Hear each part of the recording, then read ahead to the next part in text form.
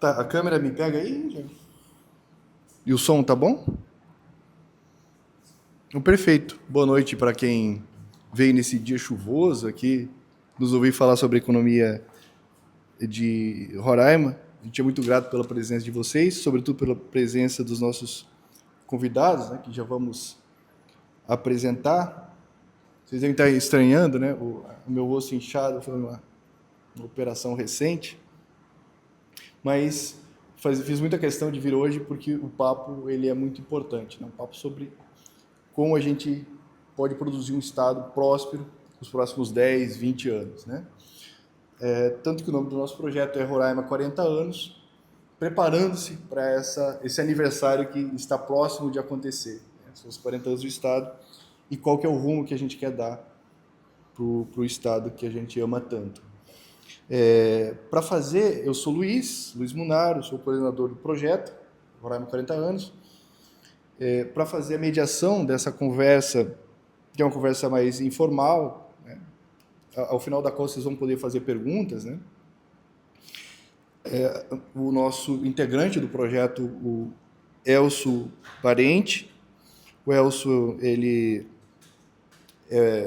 foi um idealizador principal dessa ideia de colocar bons cérebros para dialogar a respeito de Roraima, né? Tem várias iniciativas também políticas muito interessantes a respeito da prosperidade do nosso Estado. Hoje trabalha, né, na assessoria do governo. Então, um aplauso para o nosso colega Edson, que vai fazer a nossa mediação. Gostaria de apresentar também o Emerson Carlos Baú, que é economista de formação, diretor e superintendente do Sebrae Roraima, onde conduz uma agenda institucional focada na descentralização do atendimento, no fortalecimento de arranjos produtivos locais e na internacionalização de pequenos negócios, por meio de estratégias de inserção no mercado amazônico transfronteiriço. O Emerson é mestre em Economia pela Universidade Federal do Rio Grande do Sul, com uma pesquisa voltada ao desenvolvimento sustentável e às políticas públicas aplicadas à realidade amazônica. Sua dissertação se intitulou Empreendedorismo e os Pequenos Negócios como alternativa de desenvolvimento sustentável para Roraima, contendo uma vigorosa análise do papel estratégico do empreendedorismo e dos pequenos negócios como vetores do desenvolvimento socioeconômico do Estado. Então, vamos dar as boas-vindas ao Emerson e agradecer demais a presença. Obrigado. Fábio Martins, nosso outro convidado, ele é economista formado pela Universidade Federal de Roraima em 2007. Atua profissionalmente há mais de 10 anos na Secretaria de Planejamento do Estado de Roraima, a CEPLAN, como servidor efetivo na Coordenadoria Geral de Estudos Econômicos e Sociais. Além de ser assessor econômico da FEComércio Roraima desde 2017, ano em que ganhou o Prêmio Economista do Ano de 2017 pelo Conselho Regional de Roraima. Fábio é mestre em Desenvolvimento Regional da Amazônia pela UFRR, com dissertação sobre crescimento econômico em municípios como Normandia, Uiramutã e Pacaraima entre 1999 e 2011. A dissertação foi publicada como livro, né, com o título Crescimento Econômico na Região Nordeste de Roraima. Sua atuação intelectual envolve também temas como desenvolvimento econômico local e regional na Amazônia, sustentabilidade de políticas públicas e previdência social regional. Vamos agradecer a presença do Fábio Martins e desejar a vocês uma ótima conversa, né? Um espaço intimista para a gente dialogar sem aquela coisa engessada de falas, né? 15 minutos de fala e tal. A gente vai deixar a mediação mais à vontade aqui com o Elcio. Então, vou passar a palavra para o Elcio e ao final a gente vai fazer uma conversa, tá bom? Obrigado. Boa noite, pessoal. Boa noite. Bom, esse projeto surge, como a gente já estava conversando antes aqui de começar a gravar e tudo, de uma ideia de analisar o que foram esses 40 anos de Roraima como Estado, né? A gente está chegando nessa data, então a gente se propôs a começar essa produção científica mesmo, intelectual, de fazer essa análise do que foram os 40 anos e projetar o que serão os próximos 40 anos de Roraima. E, a partir disso, a gente pensou, vamos chamar a intelectualidade de Roraima para falar sobre Roraima. Porque muitas das vezes, quando a gente tem a construção de projetos em Roraima, sejam políticos, econômicos, são projetos que vêm de fora. A gente teve uma problemática disso, foi exposta até pelo Getúlio brilhantemente na tese que ele defendeu num dos encontros que nós tivemos, que talvez hoje nós tenhamos o primeiro grupamento de pessoas que são de Roraima, que se desenvolveram em Roraima, a chegar no poder e conseguir desenvolver uma política própria. E eu acho que, a partir disso, a gente consegue entender também uma mudança nesse sentido. E isso condiz com o que nós estamos fazendo na questão científica, né? A partir de agora, nós estamos buscando um caminho roraimense de desenvolvimento roraimense, né? Não só um caminho brasileiro, não só um caminho diferente. E dentro desses encontros, a gente também teve uma questão muito importante, que foi que quem trouxe foi o professor Reginaldo, que foi a questão do entendimento de Roraima como parte dessa grande ilha das Guianas, né? Não sei se vocês já tiveram contato com a tese do professor Reginaldo. Uhum. Ele defende Roraima como parte dessa ilha, né? E a partir dessa lógica entender como se deu esse crescimento, como a gente pode projetar esse futuro, entender Roraima dentro dessa ilha. E, bom, eu vou passar para os especialistas aqui. Eu estou aqui só para fazer pergunta mesmo e ouvir o que vocês têm a dizer. Inclusive, se eu sei alguma coisa de economia, eu aprendi com esse cara aqui, que foi meu professor na faculdade, tá? Se eu falar besteira, a culpa é dele. Olha só. Bom, Clima, né? enquanto está se microfonando, quer começar, Emerson? Pode ser. Fazendo essa análise, assim. Bom, em primeiro lugar, agradecer pelo convite, né? Importante momentos como esse. Parabéns pela iniciativa, né, de já pensar Roraima, né, para daqui a 3 anos, uma discussão de Roraima 40 anos, né? Fabrício estava falando sobre isso. Eu acredito muito nesse processo de pensar estrategicamente, né? Então, até pela formação do economista, o economista tem muito essa questão do olhar futuro e o que eu tenho que fazer para alcançar esse olhar futuro. E realmente, se você olhar na história de Roraima, a gente nunca teve alguém que efetivamente pensou o Estado. A gente começa historicamente com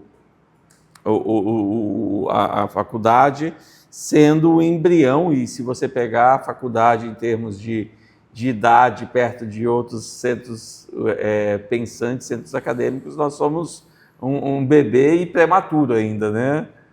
Nesse sentido. Mas a faculdade hoje, a Universidade Federal de Roraima, ela começa a ter essa formação, principalmente na área econômica, que é o nosso foco aqui, tendo uma importância e um destaque dos profissionais que hoje estão ocupando cargos estratégicos, como é o caso do próprio Fábio Martinez. Então, é um momento importante, reforço o agradecimento, que a gente tenha a possibilidade de discutir sobre Roraima, a sua formação histórica e econômica e, com isso, trabalhar uma projeção, como você falou, do que nós temos para até 2028 e dali mais seus 40 anos, que eu creio, de ponto lá, de largada, eu creio que Roraima hoje está se encaminhando para ser um modelo de desenvolvimento sustentável da Amazônia. A Amazônia, ela não achou ainda um modelo que ela conseguisse seguir e dizer, olha, como você falou, esse daqui para uma região como a nossa, esse daqui é um modelo interessante de eu fazer um benchmark e trabalhar. Se você olhar, o Acre iniciou um processo do Estado Verde, mas não conseguiu evoluir. Hoje eles estão retrocedendo várias políticas de desenvolvimento que tem lá. Rondônia, muito focada no agro, mas não conseguiu trazer o desenvolvimento em vários aspectos do desenvolvimento social, né? Então você tem um estado que tem um desnível muito grande. Então eu acredito que Roraima está se encaminhando, se a gente ter uma estrutura política que queira, para ser um modelo de desenvolvimento sustentável na Amazônia. É interessante isso, né? O Emerson, ele pensa muito nessa parte, né? Tanto é que veio dele a ideia que a gente tem hoje no Estado, Roraima 2030, né? Pensar o Estado mais para frente, que era uma coisa que se foi bem falado, né? Muitas vezes a gestão só pensa no período dela. E é interessante, a gente pegando aqui o momento de Estado mesmo, transformado de território federal para Estado, e a matriz econômica, basicamente, era depender da administração pública. Então, se a maior parte dos gestores anteriores se pensava muito nisso, né? A gente depende da administração pública, está se mantendo, a gente recebe mais recursos do que manda para fora, né? Por conta do FPE e tudo mais. Então, se tinha muito essa visão de alta dependência da administração pública. Não que a gente não tenha agora, continua tendo uma alta dependência, mas parece que mudou a chave. A gente está tentando implementar que a iniciativa privada consiga fazer esse desenvolvimento com apoio do governo estadual. A gente está verificando isso. E a gente já tem alguns caminhos para isso. O agro, como foi bem falado ali, ele veio para ficar. A gente tem algumas áreas aqui, a gente é uma fronteira agrícola muito pujante. E, você bem falou a questão do Reginaldo, a coisa das Guianas. Eu lembro bem, o Emerson talvez se recorde, o Alexandre Reclai foi a primeira pessoa que defendia isso. E eu achava interessante que eu estava dentro da Secretaria de Planejamento e ele falava muito sobre isso, só que naquela época a gente ficava de costas para a Guiana. A gente pensava em Venezuela ou Manaus, ou pensando só em administração pública, não se via tanto isso. Hoje é realidade. Hoje a gente vê autoridades da Guiana, do Caribe, vindo para cá porque eles têm a necessidade de fazer essa parceria. Não, ele vem através do governo estadual, mas ele quer fazer parcerias com a iniciativa privada. Ele quer comprar mercadorias, eles têm essa necessidade ali. Então a gente está conseguindo fazer uma transformação de Estado altamente dependente da administração pública, que basicamente vive da administração pública, para um Estado que ele consegue produzir, consegue industrializar seus bens para conseguir mandar não só para outros estados brasileiros, mas também para o resto do mundo. Então a gente está conseguindo fazer essa abertura e até passos bem rápidos, né? Olhando assim os últimos anos, a gente está conseguindo ter um desenvolvimento muito interessante nessa parte. Realmente, o crescimento é indiscutível, né? Se vocês quiserem poder falar um pouco dos números desse crescimento e de como ele vem acontecendo, porque eu imagino que, assim, num cenário político que nós temos nacional, uma das grandes discussões é pacto federativo. Nós sabemos que Roraima é um estado que recebe mais dinheiro da nação do que envia, em termos de orçamento. E eu acredito sinceramente que Roraima pode ser o primeiro exemplo de estado que inverteu essa lógica, porque nós temos um potencial econômico para isso. Onde eu me baseio nisso? Nós temos, eu não sei, o Paulo deve conhecer o Peter Thiel. Peter Thiel é um empresário americano muito importante, fundamental na construção do projeto hoje do governo Trump, e ele determina, né, como ideia de planejamento econômico dele, essa questão de um certo otimismo e de uma determinação específica, né?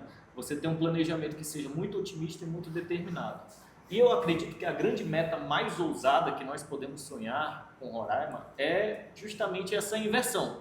Deixar de ser um estado que só vive do fundo de participação estadual e passar a ser um estado que contribui para a União.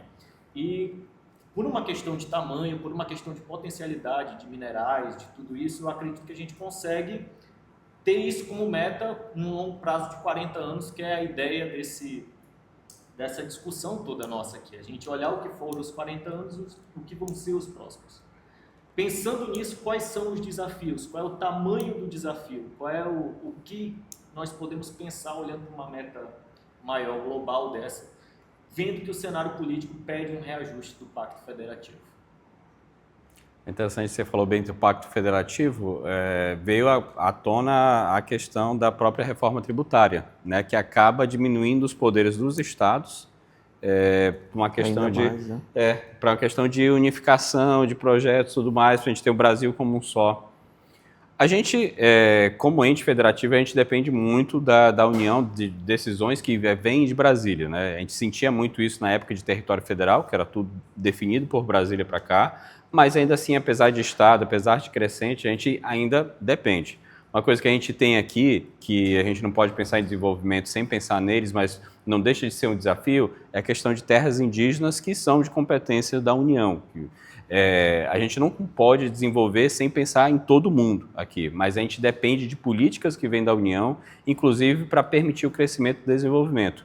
Um dos grandes entraves que a gente tinha aqui para esse desenvolvimento e que pode ser fator decisivo para o nosso desenvolvimento para mais 40 anos é justamente a questão energética, que por muitos anos ficou em relação a passar dentro da terra indígena os Waimiri-Atoraris. Então, isso acaba atrasando e demorando um pouco mais projetos de desenvolvimento. A gente tem uma previsão que em setembro, ou então até o final do ano, a gente consegue ter essa interligação que já dá para a gente ali uma condição mais viável de desenvolver, porque a gente não tem como pensar em desenvolvimento e em crescimento sem ter energia. A gente teve algumas licitações aqui para implantar as energias aqui no estado de Roraima, biomassa, é interessante, a gente tem umas possibilidades, mas a interligação com o Linhão de Tucuruí vai nos permitir um crescimento ainda maior. Então, acho que talvez esses sejam os pontos principais. Um outro fator também, que através do governador Antônio Denário a gente conseguiu regularizar as terras aqui do estado de Roraima, então já tem a regularização que permite, que dá uma segurança jurídica para as pessoas para desenvolverem. O Emerson participou muito disso, então ele sabe bem melhor do que eu nessa situação, mas a gente tem 2 gargalos que a gente conseguiu solucionar, ou está solucionando, para conseguir permitir condições favoráveis para esse crescimento para daqui a mais 40 anos. E dentro desse contexto que o Fábio traz, a segurança jurídica ela é primordial. Quando o governo do estado trabalhou por muitos anos, conseguiu trazer essa questão da regularização fundiária, a gente destravou o nosso teto produtivo de tal maneira que hoje a gente cresce de maneira exponencial. Essa semana saiu, que nós somos o estado com maior taxa de crescimento, justamente por isso. Porque o capital gosta de risco, mas um risco que ele consiga ser mensurado, que ele consiga trabalhar em relação a isso. E quando ele não sente segurança jurídica, ele vai sair disso. Então, historicamente, a gente não tinha segurança jurídica. Olhando os 40 anos futuros, se a gente continuar tendo a garantia da segurança jurídica, eu não tenho dúvida que, com a questão da energia junto, a gente consiga alavancar em relação a isso, esse nosso desenvolvimento e fazer essa inversão econômica que você está trazendo. Por quê? Porque hoje a gente inicia, economicamente, a gente está iniciando uma nova fase da nossa economia. Os últimos 4 anos, a gente saiu de vou dar um exemplo, em 2013, nós tínhamos ali 5 mil hectares plantados de soja. Esse ano nós vamos bater 150 mil. Se você olhar 150 mil para um produtor de soja de Mato Grosso, do Goiás, é o que ele faz em uma propriedade. Mas se você olhar em termos percentuais de crescimento, tanto que Roraima cresceu, não há uma fronteira agrícola, aí é o papel do economista, Não há uma fronteira agrícola que teve uma taxa de crescimento tão exponencial quanto teve o de Roraima, na nossa realidade. Nem Mato Piba, que é uma região que está crescendo bastante, não está conseguindo. Então, se a gente conseguir manter essa questão da segurança jurídica, como nós temos hoje, com o foco na questão da liberdade econômica que vem sendo trabalhado, há uma grande possibilidade da gente reverter esse processo, de se tornar esse estado com um foco de desenvolvimento sustentável.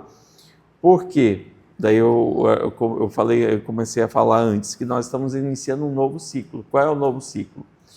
Com esses 150 mil hectares plantados de soja, com a ampliação das outras áreas de grãos, nós rompemos um teto histórico aí de mais de 1 milhão de cabeças que estávamos desde 2010 para tentar superar e não conseguimos superar, conseguimos agora. a gente passa a ter um trabalho agora de agroindustrialização. E aí é uma questão de política pública de não deixarmos Roraima ser um estado exportador de commodities. Se nós ficarmos como estado exportador de commodities, nós seremos um estado pobre ainda naquela dependência econômica. Não tenha dúvida disso. Agora, se a gente inverte e passa a ter agregação de valor da nossa produção, e aí nós temos uma outra situação. Não sei se eu estou pegando muito tempo, mas o Fábio trouxe a questão da indígena. Nós temos que aproveitar esse momento, né? Mas nós temos hoje, nós não alcançamos nem 2% da nossa capacidade de ocupação diária produtiva do Estado. Nós temos um teto que chega, segundo os especialistas, a no máximo, os mais otimistas falam em 12%. O pessoal fala de 8 a 10%. Então, nós temos que saber trabalhar a nossa produção. Não é só ampliar a capacidade produtiva e não é só agregar com a agroindústria. É ter nicho de mercado específico. Produtos de valor agregado. Exatamente. Fábio, para te incluir nesse ponto, o Emerson estava falando dessa questão de não ficarmos presos nesse boom de commodities, né? Quando a gente fala de boom de commodities, a gente tem uma comparação nacional óbvia, né? Que foi o ciclo do começo dos anos 2000 que o Brasil viveu. E no boom das commodities, a gente vê que como nação a gente não conseguiu aproveitar esse boom. O que tu enxerga que a gente poderia fazer diferente como Estado que a nação não fez com o boom de commodities que a nação teve? E que aqui o Estado está começando a ter. A gente precisa agregar valor, né? Eu lembro muito bem, não sei se era 2015 ou 2014, quando a gente começou a ter aquele início do plantio de soja, e eu sempre trabalhei com PIB, eu falei, olha, legal soja, mas ele agrega muito menos do que o plantio de banana ou a mandioca, porque não fica nada. O plantio lá saiu que ficava soja, era que caía dos caminhões. Hoje em dia não. Hoje em dia, se você pegar a pauta de exportação de Roraima em relação à soja, a gente está exportando mais produto agregado da soja do que a soja in natura. A gente está mandando o óleo ainda não refinado, né? Óleo demogado, né? Que era aquele óleo bruto, né? Degomado, farelo de soja, ou seja, a gente começa a agregar valor nesses produtos. Não adianta vender in natura porque agrega muito pouco para a nossa economia, tanto em geração de emprego, arrecadação tributária e tudo mais. Então a gente precisa agregar valor. É claro que, como bem o Emerson falou, a gente tem limitação das terras. Também não adianta a gente vem crescendo muito, é o estado que mais cresceu, mas ainda assim a gente tem limitações. A gente não tem uma área tão grande quanto de Mato Grosso, então a gente tem que verificar isso. Eu lembro muito bem do Alexandre Renclay, que ele falava essa situação, ele falava, a gente tem que agregar áreas, inclusive da Guiana, para a gente ter uma área suficiente para dar um crescimento ainda mais acentuado. Em questões mais próprias nossas, a gente tem que se apropriar dessa pluralidade que a gente tem aqui no estado de Roraima para tentar ser isso o fator diferencial. A gente tem um fator diferencial de estarmos na Amazônia, isso é um selo que a gente tem que se aproveitar ainda mais sobre isso, mas a gente tem também aqui uma diversidade cultural, a população indígena que a gente tem aqui. A gente, por muitos anos, se via a população indígena, as terras indígenas, como uma coisa que travava o nosso desenvolvimento. Porque era um discurso aqui, não. E hoje em dia não, hoje em dia a gente tem que trabalhar em conjunto com eles, porque a gente precisa de uma produção agrícola em suas terras, a gente ganha com o turismo em terras indígenas, com produção, os artesanatos indígenas também, isso traz para a gente um ganho, então a gente tem que aproveitar essa diversidade, inclusive aproveitar essa situação, esse desafio que é hoje a questão da migração venezuelana. Porque se por um lado a gente tem impactos sociais, que isso a gente tem questão de educação, saúde e segurança pública, mas a gente tem mão de obra que veio para cá, que ajuda muito o segmento empresarial. Eles vêm com uma cultura e uma necessidade de demandas diferentes e, de certa forma, aproximou a gente do mercado venezuelano, que depois desse fluxo migratório, claro que dada a necessidade da Venezuela, a gente conseguiu exportar coisas que a gente não exportava nunca para lá. Então isso também agregou. Então aproveitar da nossa posição estratégica também para conseguir desenvolver. Não é uma coisa tão simples, a gente depende de políticas públicas, não só estaduais, mas federais, mas eu acho que uma coisa principal, que é uma coisa que a gente começa a ver agora na gestão atual do governador Antônio Denário, é essa sinergia com a iniciativa privada. Eu vejo muito de secretários que eram empresários, que são empresários, e uma característica assim, fundamental que a gente tem, acessibilidade com a população, porque a gente está aqui para servir o público. Então, se um empresário, se alguém vem, a gente tem que atender e tentar, e muitas vezes quando a gente está fechado lá no gabinete, a gente não vê a realidade do dia a dia das pessoas. Então, esse negócio de deixar as portas abertas, você recepcionar, começa a abrir a mente até dos gestores para melhorar as políticas públicas. Então, essa situação de não se fechar apenas dentro da administração pública, ter portas abertas para a sociedade, para o segmento empresarial, para outros países que vêm aqui, eu acho que é fundamental para a gente construir Roraima para daqui a 40 anos. Emerson, do lado do que o Fábio falou, teve uma coisa que me chamou muita atenção, que foi essa inserção indígena na economia. Né? Por muito tempo, houve um discurso de que o indígena não poderia ser inserido na economia sem destruir a sua cultura. E tu tem falado que o desenvolvimento sustentável de Roraima pode ser um grande exemplo para o país de como talvez resolver essa questão. Como inserir os povos originários dentro do processo econômico e tendo a preservação da sua cultura. Se tu puder falar um pouquinho disso. Legal. Bom, é uma adaptação, né? É entender a realidade, porque quando você trata a questão indígena, o primeiro grande erro que sempre foi feito foi tratar de uma maneira, tipo assim, uma política única, né? Sendo que é muito diversa. E é muito diversa. Se a sociedade... Cinco etnias diferentes. Se a sociedade não indígena já é diversa, a indígena é ainda mais, né? E você tem um estado que você tem área de lavrado, o nosso cerrado, você tem área de composição mista e você tem área de floresta, é diferente. Então você tem que entender as realidades, né? E fazer um plano de etnodesenvolvimento para cada realidade. Você tem lá embaixo, hoje, um modelo de desenvolvimento, lá embaixo que eu falo na região sul, desculpa para quem está ouvindo aqui, é na região sul. Em Baliza, São João da Baliza, nós temos os Uai-Uai que fazem coleta de castanha, certo? E nós conseguimos, eu falo nós, enquanto eu estava na Secretaria de Agricultura do Governo do Estado, nós conseguimos fazer o primeiro Pronaf digital do Banco da Amazônia. E para onde foi esse dinheiro? Porque como eles vão para o meio da floresta, fazer a coleta, era para fazer o rancho para que eles pudessem ir. E se você olhar a castanha, o valor agregado dela, a castanha do Brasil, é um valor altamente, um valor agregado alto, certo? Que a gente consegue gerar uma renda extremamente positiva. Mas qual é o problema? Eles fazem essa coleta, hoje eles vendem o saco fechado, que vai para ser beneficiado principalmente no Acre, ou Bolívia, né, que é do lado do Acre, Bolívia que faz divisão com o Acre, ou da Bolívia, sai como a castanha da Bolívia. Exato. Entendeu? E aí essa comunidade continua tendo as necessidades que poderiam ser facilmente supridas se for trabalhado uma agregação de valor que a gente está falando.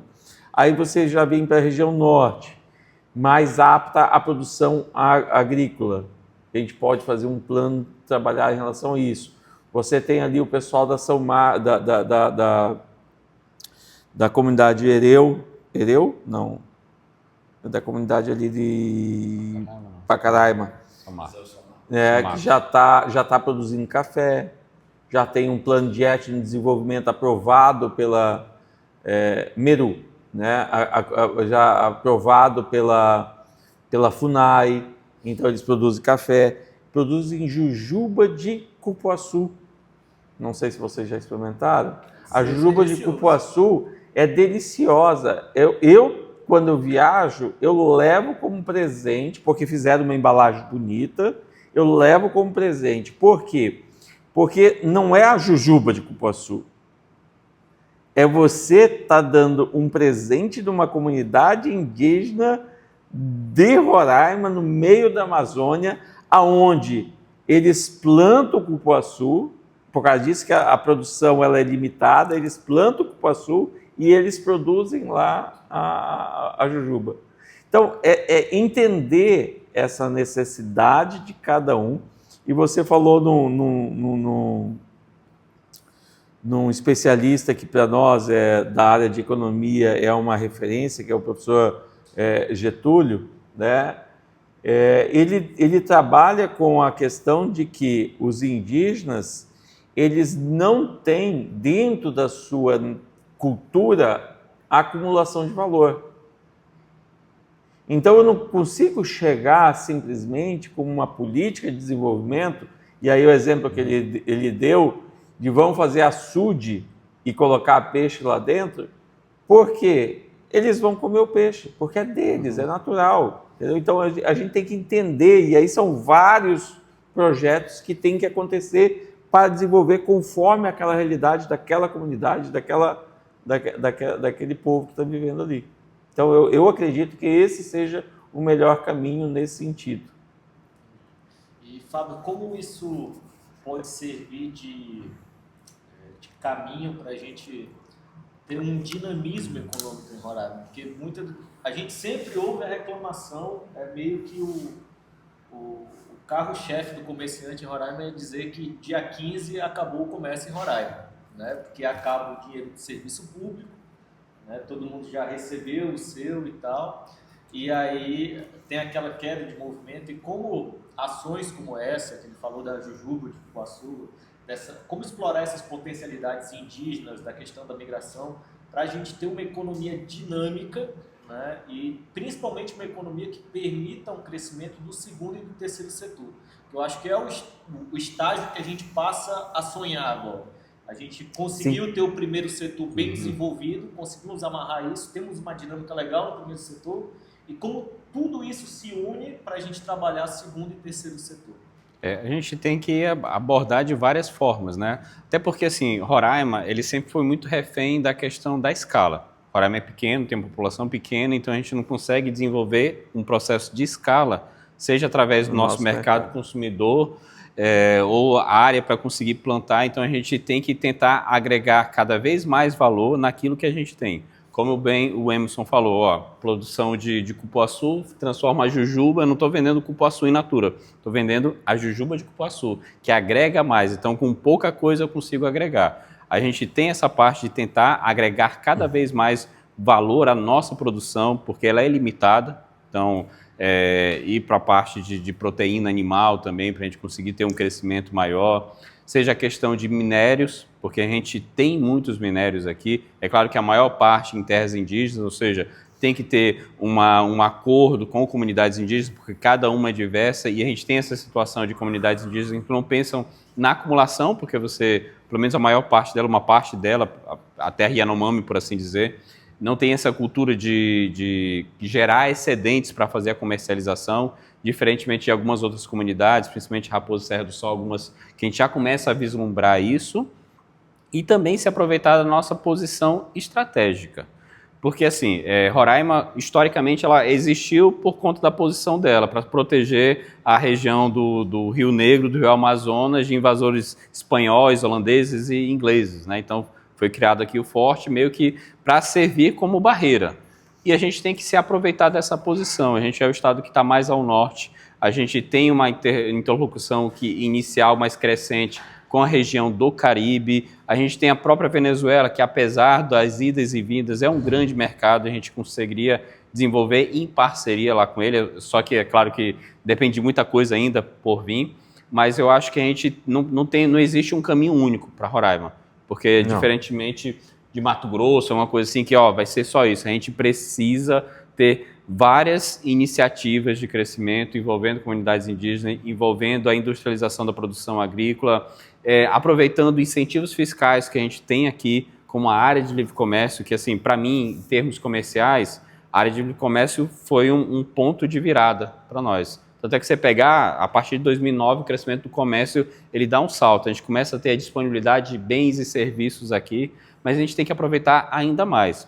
Um exemplo claro que eu vejo que a gente utiliza pouco é a questão dos free shops em cidades gêmeas. A gente tem a possibilidade de ter free shops em Pacaraima e Bonfim. Pacaraima tem uma situação porque a zona urbana está dentro de uma terra indígena, né? Mas Bonfim não. Bonfim tem a possibilidade, eu acho que já a Prefeitura Municipal destinou uma parte, né, leilão lá, mas eu acho que a gente conseguiria trabalhar mais. Por quê? Porque a gente vê o fluxo não só de Roraima, mas do Amazonas, indo comprar lá em Letem. E a gente vê como cresceu muito a economia de Letem. E a gente tem benefícios similares, não são idênticos, mas são similares, que dariam vantagem para a gente implementar empresas lá em Bonfim, para em vez das pessoas irem até Letem para comprar, com esses sem impostos e tudo mais, ficaria em Bonfim, geraria emprego e renda localmente. Então, existem essas possibilidades, eu acho que a gente tem que amadurecer e trabalhar mais nelas para a gente poder ter um desenvolvimento completo aqui do estado de Roraima e pensando sempre em múltiplas áreas. Assim como a gente pensa em terras indígenas, a gente não pode pensar em uma única política, Roraima é a mesma situação, a gente tem que atacar vários campos para conseguir o desenvolvimento. Perfeito. Nesse sentido, quando a gente fala, aproveitando a tua fala dessa questão mais comercial, tu falou dos free shops, a gente tem uma sensação em Roraima que a gente tem uma estratificação social muito clara, né, na sociedade de Roraima. E uma das reclamações que a gente ouve da população, quando a gente vai para campo, é a ideia de que o desenvolvimento não chegou na ponta. Traduzindo isso para o economês, né, como é que a gente gera classe média em Roraima? Porque a sensação da população beleza, muita gente começou a ganhar dinheiro em Roraima, eu não comecei.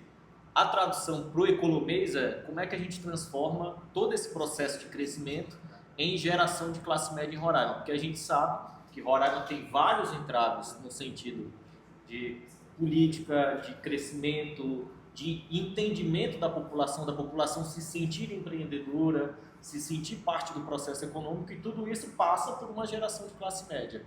Como é que vocês dois veem essa questão? Olha, a gente até, de certa forma, olhando pela forma do Estado, a gente tem uma classe média até maior do que em outros estados. Por que eu falo isso? A gente tem uma gama de serviço público muito grande. E a gente sabe que o serviço público, em média, ele paga mais do que a iniciativa privada. Então, isso já deu um diferencial para o estado de Roraima. Tanto é que a renda média aqui no estado de Roraima é mais alta do que outros estados aqui da região norte. Isso dá para a gente ali um ganho.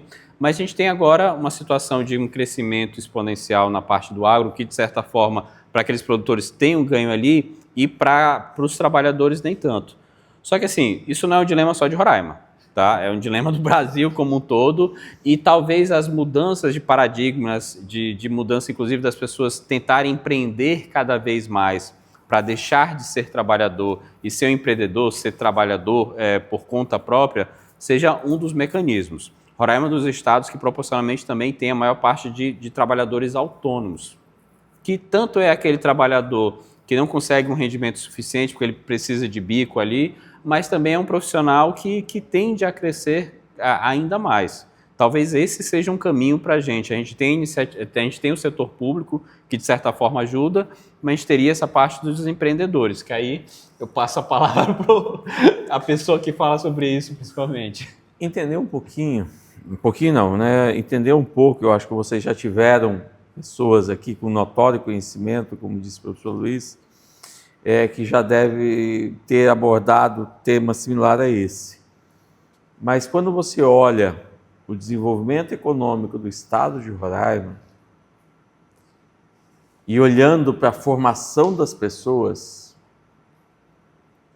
nós sempre fomos um estado onde a população recebeu tudo na mão, certo? até 1940 como parte do Amazonas, depois como território, que veio até 1988, depois como Estado, que a gente conseguiu ainda receber vários recursos. E de uma hora para outra, essa população se viu, né, desassistida de educação, de saúde, mas principalmente de renda. Então, por que eu estou puxando essa história da nossa formação econômica? Porque essa classe média, em alguns momentos, ela não sentiu pela falta da capacidade empreendedora. E quando eu estou falando da capacidade empreendedora, eu não estou falando apenas de ter o negócio próprio. Eu estou falando de um Fábio que tem uma família de negócios, mas que seguiu a carreira pública e hoje é um intraempreendedor. Não é porque ele está aqui, mas eu já citei esse exemplo. É uma pessoa que é uma referência dentro do setor público, porque estuda, tem informação, trabalha, busca nova posição. E aí essa característica empreendedora de querer melhorar foi tolhida no decorrer desse século da nossa população. Então a gente entende um pouquinho em relação a isso. Vou dar um exemplo. Nós estamos em 2025. Se você pegar 2019, quando o governador Antônio Denário assumiu a gestão, drone era uma realidade para a nossa economia da produção agrícola? Não era nem da nossa realidade de passeio, de vídeo, de coisa, né? Não era. A formação da Universidade Federal, pegada da Universidade Federal com os nossos agrônomos, não era focada nisso. 2025, hoje, não se produz sem drone em Roraima. E da onde veio?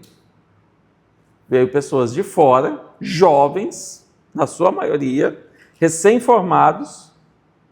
Se você olhar aí as 4, 5 empresas de drone que nós temos ali, são pessoas que você fala, não é possível que esse menino tem esse negócio aqui, não.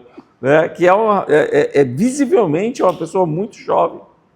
E o que acontece? Não é que seja errado, mas os nossos agrônomos são empregados deles. Então, é um processo de mudança comportamental que a gente precisa trabalhar na sociedade para que a sociedade possa ser beneficiada. Eu falei antes que nós estamos iniciando uma nova fase, que é da agroindústria.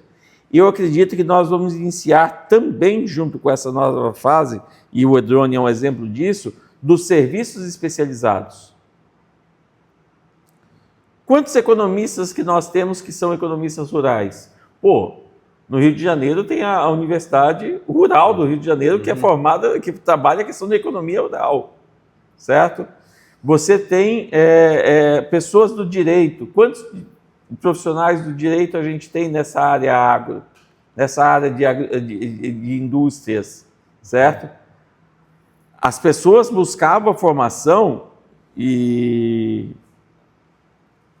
eu até brinco que quando eu fui professor substituto, né, foi meu professor. Dentro da universidade, eu sei. Quando eu olhei assim, estava você e a Ingrid, eu falei, ai meu Deus do céu, estou ficando velho. Eu brincava com o pessoal, eles estavam saindo, porque à época o salário era R$400, em 2000, era R$400 do nível médio no governo, e quem se formasse passava a ser automaticamente R$800. Então eles não estavam buscando conhecimento, eles estavam buscando dobrar o salário. E aí levava a faculdade de qualquer jeito. Entendeu? Então vai chegar, está chegando nesse nível intermediário, mas precisa de uma mudança de comportamento. A universidade ela tem um papel fundamental em relação a isso. Essa mudança de mentalidade E aí eu reforço, o que vocês estão fazendo hoje aqui é a primeira, e aí eu estou sendo muito sincero, é a primeira vez que eu vejo alguém já falar de 40 anos de Roraima. E olha que a gente convive aí no meio político e institucional. Então vocês estão de parabéns. Iniciativas como essa é que levam à reflexão dos estudantes, dos professores, desse posicionamento de como aproveitar esse momento de commodities para agregação de valor. Só fazendo mais um parênteses e volto a palavra aqui. Que tem um setor que eu acredito muito em Roraima, por incrível que pareça, é uma das nossas maiores dores sociais. Mas eu acredito que nós possamos ganhar valor agregado muito alto, o setor da saúde. O setor da saúde, nós podemos ser referência em algumas doenças, em alguns doenças não, estou fora, né? Em alguns tratamentos, né? Ser referência em alguns tratamentos e com isso nós recebemos pessoas de fora. TFD hoje a gente manda pessoa para Rondônia, manda pessoa para Teresina, né? Que é Piauí é uma referência do tratamento de câncer, manda pessoa para lá. Então você manda o TFD, o doente, e manda um acompanhante. Esse acompanhante tem que alugar um quarto, tem que comer, tem que fazer uma série de coisas. Você imagina a gente trazer isso para dentro de Roraima? Então, o setor da saúde, eu já vejo esse movimento, eu já vejo, porque a nossa formação aqui da Universidade Federal é uma formação que trabalha o profissional de uma maneira que ele sai um profissional extremamente qualificado. O profissional que sai da Universidade Federal é qualificado na área da saúde, certo? Então, nós podemos ter essa situação e aí, com isso, só é um exemplo de trazer a classe média se posicionando novamente num padrão diferente. Porque se eu tenho isso dali, eu vou ter aplicativos, eu vou ter startups de saúde, eu vou ter engenharia específica, que nem, olha, eu trabalho com a parte de projeto de financiamento para fazer um projeto de um hospital aqui em Roraima. A pessoa teve que contratar um engenheiro de fora, porque não tinha nenhum engenheiro que conhecia de fato, isso já faz alguns anos, a legislação da área de hospitalar. Lembra dos serviços especializados? Eu vou me formar em engenharia aqui de civil, mas o que você vai atuar? Não, vou fazer projeto. Sim, entendeu? Quando a gente fala de serviços especializados, é isso. É encontrar um nicho e trabalhar nesse nicho. Eu acho que isso é fundamental para o nosso desenvolvimento, principalmente porque Roraima tem a vantagem de ser jovem nessa produção toda, né? E eu acho que está chegando o momento que a gente já pode começar a fazer as perguntas difíceis mesmo. Putz, rapaz. A gente está vendo no mundo uma espécie de nova revolução industrial, que é a revolução da inteligência artificial. É uma revolução que tem marcado os debates internacionais. Talvez o momento histórico mais importante que vamos viver enquanto estamos vivos aqui seja essa corrida pelo domínio da inteligência artificial e pela integração disso em tudo, no governo, na produtividade.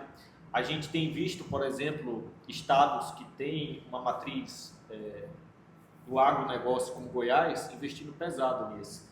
Se eu não me engano, foi o vestibular mais concorrido de Goiás, foi inteligência artificial. Superando medicina. Superando medicina. E aí eu queria ver a visão de vocês dois com relação a como Roraima pode se posicionar, pode sair na frente de outros estados, porque eu vejo que naquela questão do valor agregado, hoje o valor agregado que está se buscando internacionalmente é inteligência artificial e é um valor agregado que eu acredito que a gente pode correr atrás, porque depende de muito menos coisas do que outras revoluções industriais que dependiam de fatores específicos como carvão, petróleo, etc. O que vocês acham disso? Olha, puxando para o lado do setor público, eu vejo a inteligência artificial como se o Estado, aí eu falo o Estado como um todo, começar a utilizar mais dela, um ponto de mudança. A gente sabe que os estados, não só Roraima, como os outros estados, eles acabam dependendo muito de mão de obra e existe um custo muito alto isso.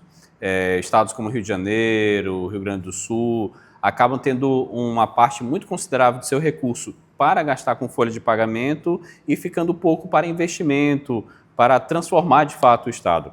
Quando você utiliza a inteligência artificial, você consegue, dentre outras coisas, que é um campo muito grande, mas começar a automatizar serviços. A gente tem muitas vezes no setor público, 1 ou 2 ou 3 pessoas que acabam fazendo um trabalho meio automático.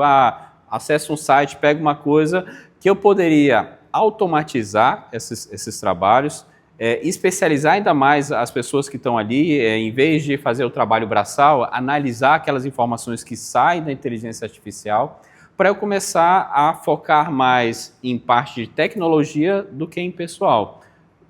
Focando, deixando mais recursos para investimentos. É claro que isso é uma coisa que não é uma coisa de curto prazo, essa transformação, mas eu acho que é uma coisa necessária. Até porque a Roraima difere um pouco dos outros estados, mas existe uma tendência natural de envelhecimento da população que a gente vai ter que utilizar esses artifícios, esses mecanismos para facilitar e aumentar a produtividade. Uma coisa que o Brasil sempre ficou muito atrás, ele perdeu o bonde ali, foi a questão de produtividade. Então, a gente precisa entender um pouco melhor a inteligência artificial e verificar como introduzir isso no setor público, na iniciativa privada, mas pensando no setor público, em várias áreas de atuação que ele pode ter, para conseguir ter esse ganho de produtividade. A gente fala que o Brasil tem pouca produtividade e o setor público é atrelado justamente a isso, a produtividade é ainda menor. Então, a gente tem que trabalhar com isso.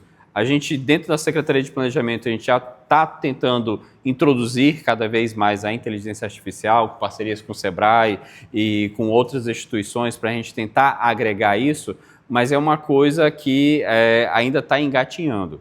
Talvez se a gente conseguisse ter o ensino nas instituições, nas universidades, cursos de IA, de utilização, a gente conseguiria ter um desenvolvimento ainda mais acentuado. É claro que tudo isso passa por uma internet de qualidade que ainda a gente não tem aqui em Roraima, né? É claro que com o Linhão de Tucuruí, a tendência é que vai vir também mais uma fibra que a gente possa ter uma melhoria, que talvez seja esses passos, mas ter essa mente aberta para introduzir isso na administração pública, a gente ter cursos aqui, é claro que com a internet a gente consegue cursos online e tudo mais, mas para a gente entender um pouco mais dela para aplicar e aumentar a nossa produtividade. Bom, como você falou, é uma grande revolução, né? Assim como a revolução industrial aconteceu, a revolução da internet, agora nós temos a revolução da inteligência artificial. Ela muda todo o padrão de relação capital-trabalho que nós conhecemos. Começa por aí. Se a gente está estudando hoje um padrão, quem está saindo do mercado daqui a quantos anos você vai para o mercado? Ela já estava no mercado. Não, mas que você se forma? Ano que vem. Quase não, certeza que vai ser diferente. Porque você não pode, e aí esse é o meu receio. A academia não conseguir acompanhar esse movimento, professor. A academia não conseguir trabalhar esses profissionais e eles saírem dali. Vou pegar o exemplo da coordenação do Fábio. O grande profissional da coordenação do Fábio há 10 anos atrás é o cara que sabia mexer no Excel. Uhum. Se ele soubesse mexer no Excel, exato, o Fábio brigava por ele. Há 3 anos atrás, era o cara que conseguia desenvolver dashboards. Power BI. Agora, ele precisa de um cara que saiba fazer leitura. Ele não precisa desenvolver nada. Porque a inteligência artificial vai desenvolver tudo. Ou ele tem uma pessoa para fazer isso, e mais uns 3, 4 para fazer a leitura. Então eu preciso ter esse discernimento. E isso eu não estou falando apenas da parte de especialização. A gente vai para o varejo. Eu estava vendo o case de sucesso, recebi um material da Aramis, aquela loja de marca de roupa, né?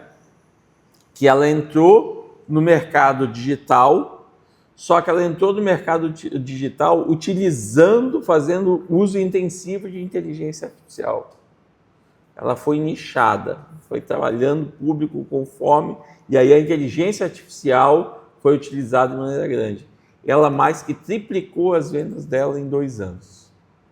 Então, coisas que é do nosso dia a dia, né? Então, eu considero como realmente ela muda o padrão de comportamento da sociedade a partir de agora.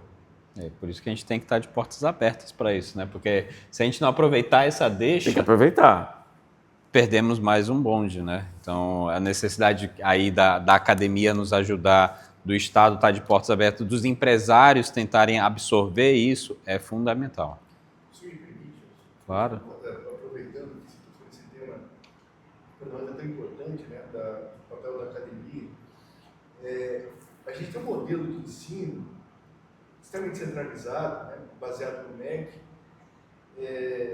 que não favorece muito essas iniciativas espontâneas criativas, né? Poderiam acontecer nas universidades. Você tem padrões curriculares que vêm de cima para baixo, você tem modelos de distribuição de recursos que vêm de cima para baixo. Você tem também um clichê de dizer isso, uma preponderância do elemento ideológico também no currículo, e uma hostilidade quase hidrófoba ao capital privado dentro da universidade. Então, cada vez que se fala numa parceria privada, ou na ideia de uma empresa, né, sendo compartícipe de algo dentro da universidade, isso é tratado quase como se fosse uma ingerência do capital, né, do imperialismo dentro da universidade. E a consequência disso é muito penosa, porque a gente fica num ambiente extremamente engessado, hostil à mudança, em que os modelos de licitação para você ter equipamentos de última geração são lentos, quando eles chegam eles já estão obsoletos.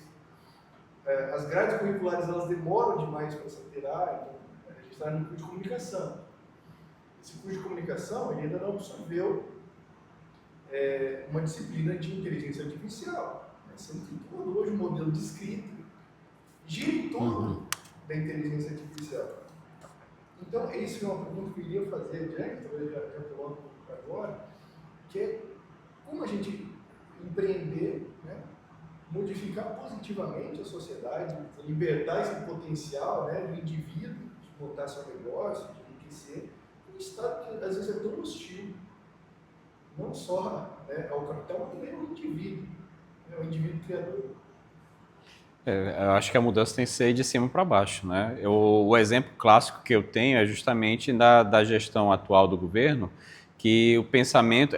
Olha que eu passei por algumas gestões, e era muito difícil você ter acesso a secretários, ter acesso a governador, isso era impensável, né? E se pensava era muito burocrático, eu tenho o regulamento ali, coloco ele debaixo do braço e faço aquilo ali. Com essa mudança de chave, olha, eu tenho que tentar desburocratizar, eu tenho que tentar facilitar, porque a gente está aqui para atender o público, atender a sociedade. Isso só veio porque a gente teve um governador que pensou assim e colocou isso como exemplo para os outros secretários. Olha, entenda, ouça, fique de portas abertas. Pensando no termo acadêmico é um pouco mais complicado, né? Porque existe um engessamento muito grande. Eu lembro muito bem que quando eu passei no concurso para economista, eu cheguei em 2008, numa repartição pública da Secretaria de Educação, e a minha chefe falou, olha, o problema do Fábio era que eu nunca tinha trabalhado no setor público, só na iniciativa privada. Então eu não era engessado, não era... Para mim isso era um diferencial, porque na iniciativa privada a gente tem que resolver a situação. Então, chegando no setor público, a gente tenta pegar isso. Só que assim, eu tive vários colegas que se pensavam apenas dentro da caixinha. A gente precisa de exemplos, como foi o caso do Emerson. Quando o Emerson, eu trabalhei com ele dentro da Secretaria de Planejamento, e uma das coisas que a gente estava trabalhando na regularização do distrito industrial. Se é um distrito industrial, é feito para as indústrias, a gente tem que ouvir os empresários. A gente tem que entender as dores dele, porque o objetivo do Estado é desenvolver, não criar regras e burocratizar para impedir o desenvolvimento. A gente tem que ter algumas salvaguardas para evitar coisas erradas, mas a gente tem que tudo que não for para evitar esse fraudes ou coisas do gênero, que só é para burocratizar, elimina. Eu lembro que quando a gente estava trabalhando, a gente falou, olha, a gente precisa de tudo isso de documentação para o empresário tentar se regularizar. Mas espera aí, por que eu peço essa documentação? Não se fazia essa pergunta.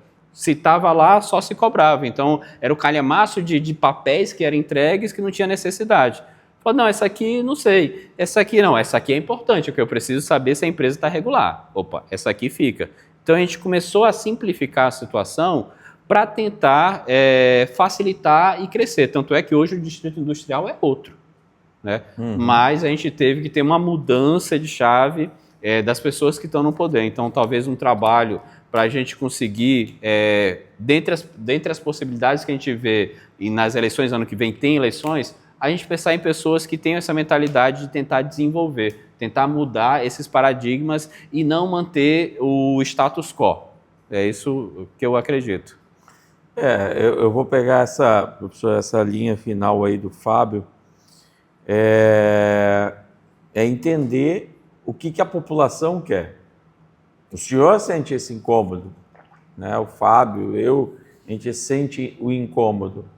Mas será que isso é uma necessidade da população de ter essa liberdade? Ou ela quer ser tutorada, ela quer ser... Né? E as escolhas políticas têm muito em cima disso, né? Então, começa por aí, eu acho que é essa questão. E aí vem, mais uma vez, a questão da formação histórica, aí já não só de Roraima, mas do brasileiro como um todo, né? Mas eu acredito que além de... tanto que eu fiquei feliz que foram ver a questão da tese, da dissertação, melhor dizendo, trabalhada, de que a força empreendedora... Eu acredito muito na questão da força empreendedora. Hoje eu estou no Sebrae, não apenas pelo cargo, mas estou no Sebrae por acreditar que é uma instituição que pode ter uma relevância social muito importante. A gente pode fazer a diferença na sociedade, né? E aí a gente, essa formação da capacidade empreendedora, essa formação, concordo plenamente com o que o Fábio traz, de cima para baixo, mas a base também tem que ter essa movimentação, né? Alguns exemplos, eu tenho um exemplo da professora Eliane, uma professora do Instituto Federal, aposentada, que com a pandemia 2020, aquela agonia, o que fazer, ela resolveu empreender. E como é que ela empreendeu? Da maneira mais bonita possível. Ela desengavetou, ela da área de química, bioquímica, desengavetou suas pesquisas e foi produzir cosméticos a partir de princípios ativos da nossa realidade local. Certo? E hoje, o nome é Savana, ela já está em 6 estados. É a esposa do Derval. Caramba, não sabia, que legal. Hoje o produto dela já está em 6 estados. Em pequena escala, gente. Eu não estou falando que ela concorre com a Dove, né? Mas essa... E aí com o apoio do Sebrae, porque ela participou de um projeto de inovação do Sebrae, recebeu aporte financeiro, recebeu bolsa, trabalhou a pesquisa, o Sebrae apoiou, isso não foi nem na nossa gestão, foi na gestão anterior, nós demos continuidade, levamos ela para feiras, hoje ela participa desses eventos do Sebrae. Então, esse tipo de situação é que muda essa realidade que o senhor está falando.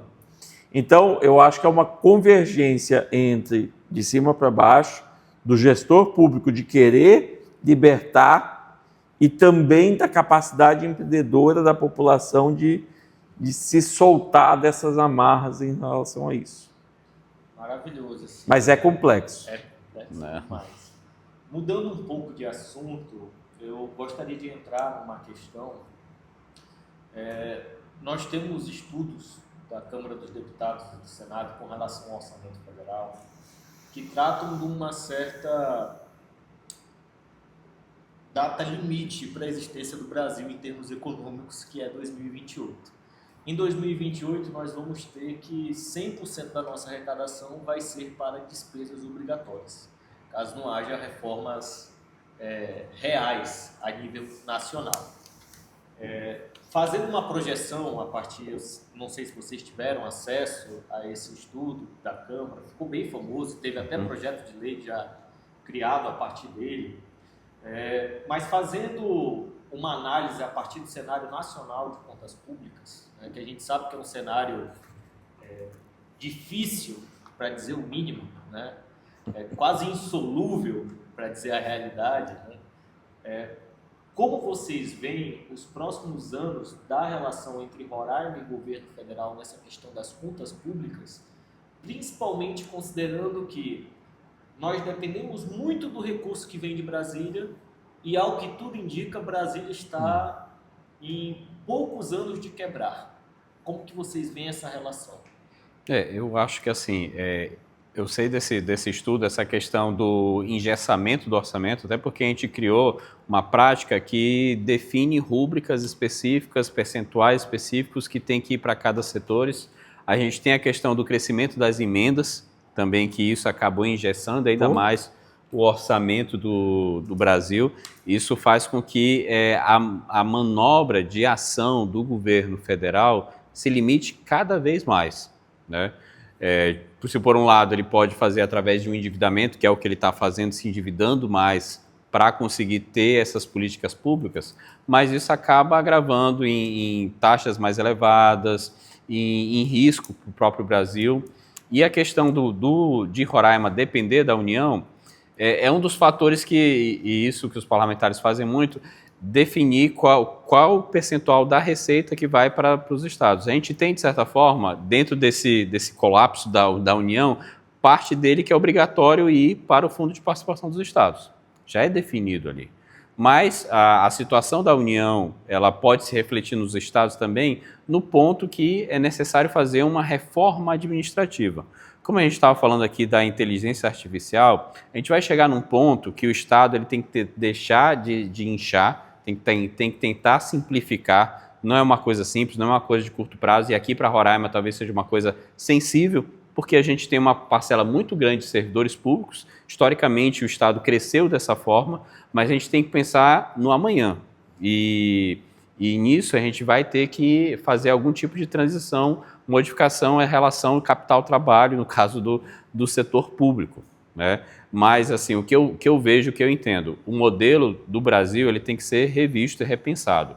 Cada vez mais o Congresso Nacional vem pegando o poder em cima do orçamento federal sem ter a responsabilidade, né? A gente tem o sistema presidencialismo, mas com uma redução muito grande do poder do Executivo, sendo o Parlamento um poder crescendo, agregando muito mais definição de recursos, de onde destinar os recursos, mas a gente tem que trabalhar isso de uma forma, ou uma mudança de sistema, um sistema parlamentarismo, para dar responsabilidade para os parlamentares de executar aquilo, ou então definindo regras mais rígidas em relação ao uso de emendas, né? A gente teve uma mudança muito grande de emendas, principalmente quando se introduziu a famosa emenda PIX, que de certa forma você consegue aplicar mais e mais celeremente, mas você acaba pulverizando muito.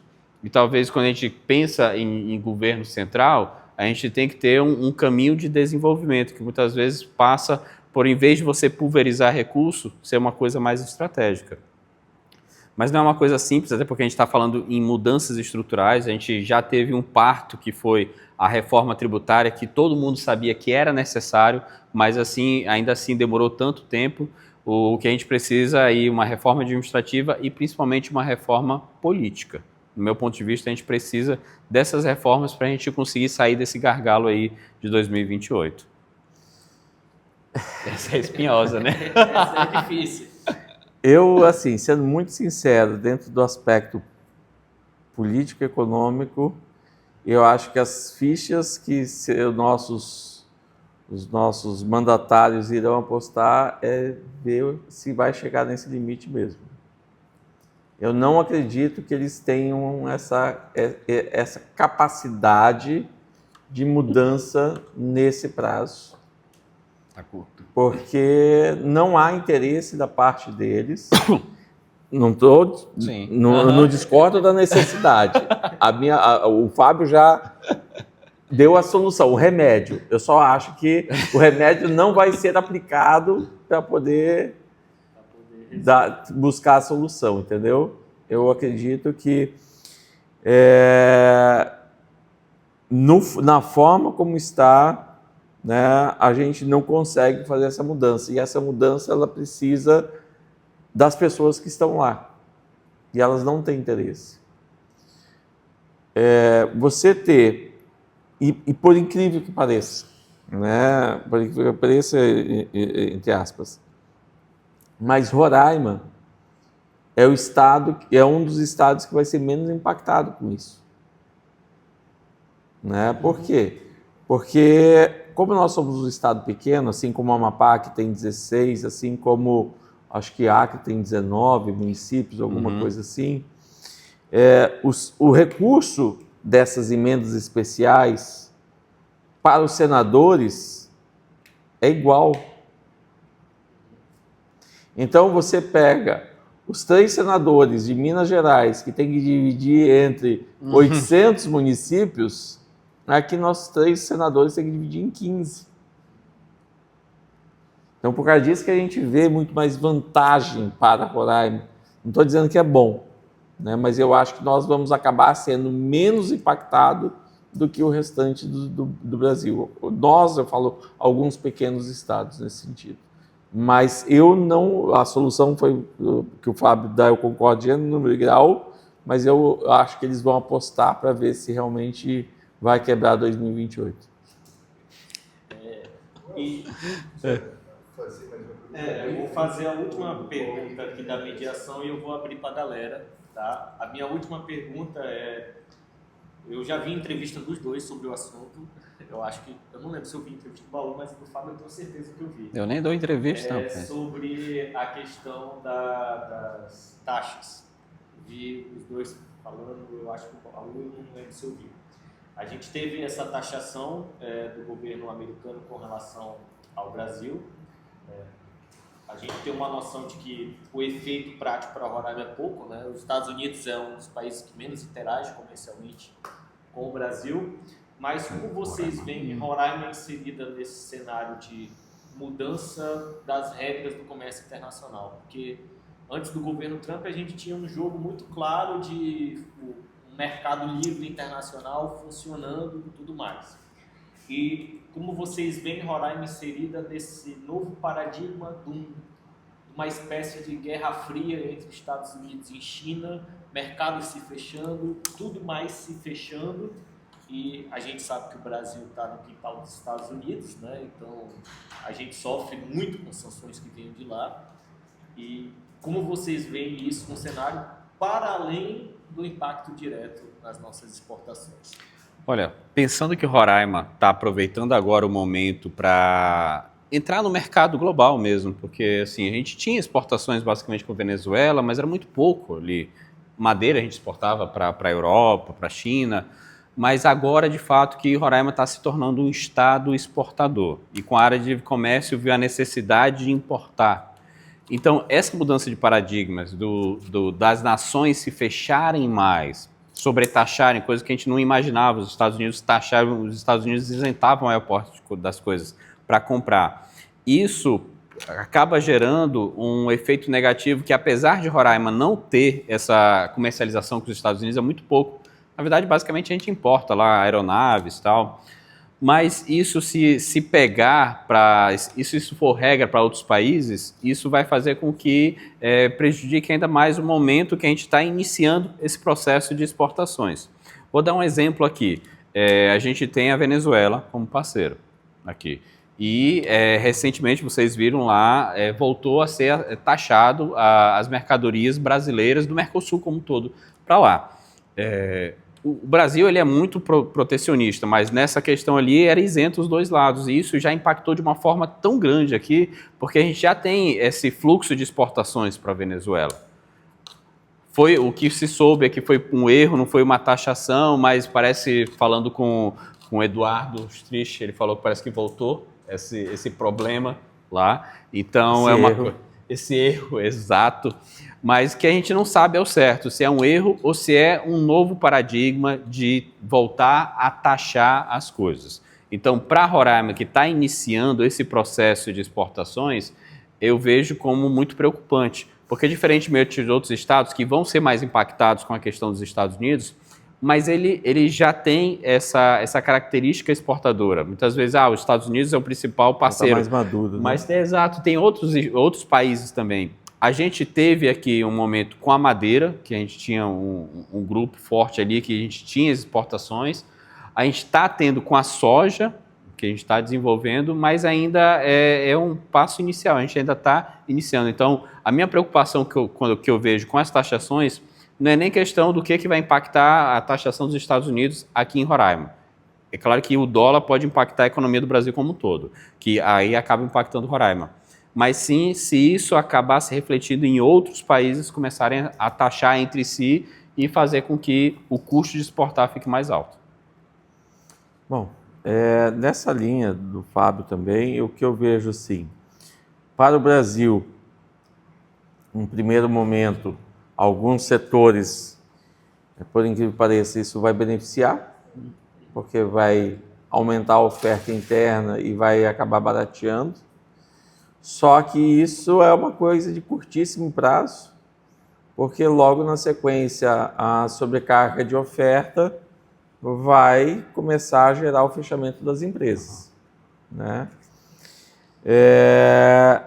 E aí, com o fechamento das empresas, aumenta o desemprego e vai diminuir a oferta, encarecendo os produtos. Então, as pessoas vão estar desempregadas com produtos mais caros. Novo ponto de equilíbrio. Muda o ponto de equilíbrio. E Roraima, pela distância, pelo custo logístico, vai ser impactada diretamente. Então, acabei de falar que a gente está rompendo aí um padrão de 1 milhão de cabeças de gado. Se esses frigoríficos, que a carne continua sendo taxada, se esses frigoríficos resolvem focar no mercado interno, o Roraima vai abastecer. E aí os nossos produtores locais, certo? Não é por nada, mas já está sendo criada a cultura da carne congelada que nós não tínhamos. Roraima não tinha cultura da carne congelada. Hoje você vai lá no açaí, você vai lá no atacadão, você já compra a carne congelada. E eu já vejo pessoas comprando carne congelada, porque o custo é bem mais barato, porque é uma escala muito maior. Então, a minha preocupação é esse movimento que acontece a nível nacional e as empresas despejarem no mercado local, e quando despejarem no mercado local, despejar maneira de falar, né? Quando colocarem no mercado local, virem para Roraima, e aí o que a gente está iniciando o processo produtivo da industrialização, ela ser severamente impactada. Então eu estou receoso nesse sentido. Maravilhoso. Bom, já agradeço os dois imensamente por saciar minhas perguntas. Então agora eu vou abrir para o público geral. Se alguém tiver perguntas, por favor, levante a mão. Não, que loucura. Moça aí atrás. Se quiser começar, pode falar. Pode falar, moça. No início vocês falaram sobre economia sustentável, né? E aí o professor deu alguns exemplos sobre por exemplo, o artesanato nas comunidades indígenas. Mas eu estou num grupo de pesquisa do Amazônia e a gente está tentando observar e entender como o PNAE funciona aqui no estado de Roraima, né? O impacto desse programa, as dificuldades, etc. E aí a gente está focado agora numa questão que são as mudanças climáticas, e aí eu elaborei uma perguntinha. Olha só, O Estado de Roraima ele possui alguma política pública ou iniciativa voltada para mitigar os impactos da mudança climática sobre a agricultura familiar local? Pô, a gente tem, nesse sentido ali, o programa de prevenção de queimadas, né? Que eu acho que talvez seja o mais próximo que a gente teria disso, né? Para tentar conscientizar nossos produtores, seja pequeno, médio ou grande, do uso do fogo, porque a gente sabe que é cultural aqui. E não só apenas do produtor empresarial. Comunidades indígenas utilizam muito o fogo aqui. Então, a gente tem, além dessa parte de conscientização, de fiscalização, a gente tem a parte de monitoramento através de imagens de satélites, que levam as equipes, principalmente da FEMAR, para vislumbrar ali e, caso necessário, as equipes do Corpo de Bombeiros. Mas a gente o foco nosso maior seria nessa parte ali, de prevenção a incêndios. É claro que talvez a pessoa mais indicada aqui seria o presidente da Federação da Fundação do Meio Ambiente, né, o Wagner, que poderia dar mais detalhes disso aí, de repente, de coisas que eu não tenho conhecimento agora. Mas... Eu observei que durante o processo de pesquisa, buscando informações, a gente vê nas notícias na Folha de Boa Vista, por exemplo, um tempo atrás, que aquela seca do branco e tal. A gente sentiu muito isso, e eu acho que isso também teve um impacto muito grande na agricultura, né, no processo de produção, plantação, etc. E aí eu vi que aconteceu algo interessante na comunidade da Raposa do Sol, né, que lá eles tiveram muita dificuldade nesse período. E aí vi que recentemente também, eu não lembro exatamente, mas teve alguma coisa que o governo fez em relação ao agronegócio, para ajudar o agro em relação a esse impacto, das mudanças climáticas. A maior política que hoje existe na questão de redução dos impactos ambientais, o governo está fazendo, trabalhando a questão da produção nas propriedades. Se eu consigo fazer com que uma propriedade da agricultura familiar seja produtiva, você pode ter certeza que esse produtor vai querer preservar essa propriedade. E aí, quando eu tenho a política da produção de grãos, quando eu tenho a política da produção da bacia, do fortalecimento da bacia leiteira, eu não estou aqui fazendo propaganda do governo propriamente dito, mas eu estou mostrando que essas políticas vão fazer com que o produtor ele queira trabalhar de maneira mais qualificada, porque ele está recebendo condições para isso. Agora, não adianta eu trabalhar isso sem condições técnicas. E aí, você ter um amparo técnico-científico é muito grande. Eu preciso ter ciência. Aquilo que você falou na tua introdução, eu achei muito bacana, né? De ter o cientista ser de Roraima. Eu não sou bairrista, mas a pesquisa que é feita lá no Amazonas não serve para Roraima, porque é uma outra realidade, é uma outra condicionante, certo? Então, as pessoas não precisam ser o roraimense nascido em Roraima. Mas quando eu falo do cientista local, é de pessoas que vivem a nossa realidade, que sabem como trabalhar o lavrado, que nem nós temos aqui o nosso vice-reitor Silvestre, certo? É um especialista em água. É um cara que a gente tem que ouvir muito como trabalhar essa mitigação da falta de água na produção agrícola. Eu, quando estava na agricultura, eu sentei várias vezes com ele para que ele pudesse trabalhar. Tanto que a gente desenvolveu, dentro da Desenvolve, um programa de irrigação, financiamento para irrigação. Por quê? A pequena propriedade sem irrigação não consegue funcionar. Aí eu faço mitigação. Então, eu tornar a pequena propriedade produtiva, eu faço a mitigação de risco ambiental, porque senão esse cara vai abandonar a propriedade, aí ela vira um risco ambiental gravíssimo. Sim. Eu ouvindo o Fábio, desculpa, eu chamava você de Fábio, é Fábio na chinês. Eu antes de falar assim, o cérebro faz isso, né? Parece que volta a funcionar, que eu também fico parado. Olha. O etnoturismo, a questão do etnoturismo, a questão universidade mudar um pouco esse engessamento da questão acadêmica mesmo, que mudar o próprio curso de economia, o nosso curso de economia precisa mudar e formar o economista para o mercado. Ele não prepara o economista para o mercado, nem para o serviço público. A gente fica sempre na expectativa do achismo também, sempre estar pensando um pouco mais à frente, mas de fato não chega. E a questão também dos gargalos, que nós chamamos, principalmente a questão jurídica e da matriz energética, que era clichê a gente falar sobre esses gargalos antigamente no curso. Sim. Era muito clichê.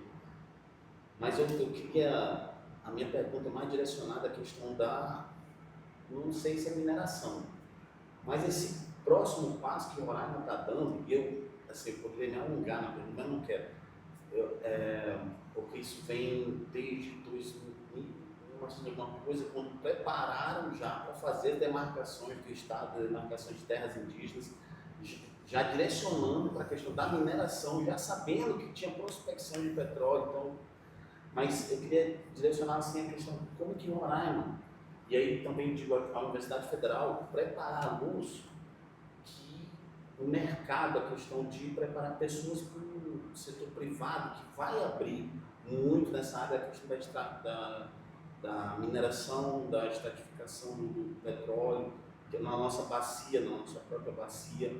Como que o Estado está se preparando para isso? Como é que ele está preparando a população, os próximos empresários, consumidores?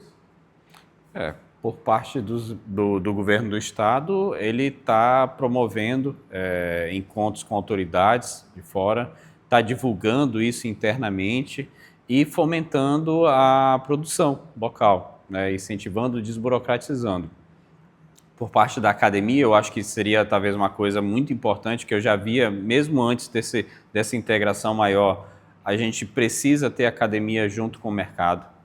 Não adianta a gente ter uma coisa separada da outra. Eu me formei aqui e não tinha, eu tinha conhecimento da iniciativa privada porque eu já trabalhava, né? Meu pai é empresário, então cresci dentro de uma empresa, então já trabalhava as duas coisas.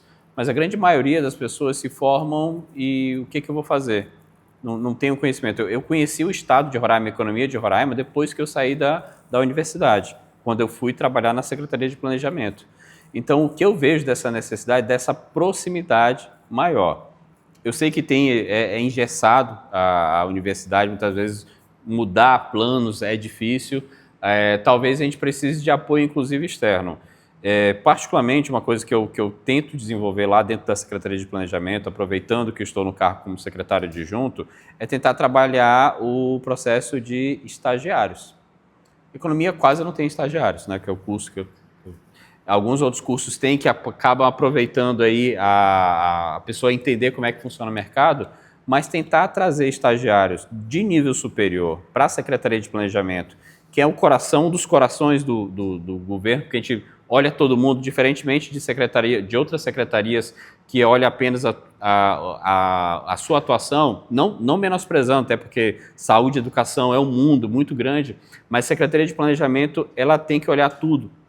Então, a pessoa que entra lá, ela acaba tendo um conhecimento muito bom para a administração pública, que aí é onde eu estou, né, que ele pode utilizar depois que ele se formar.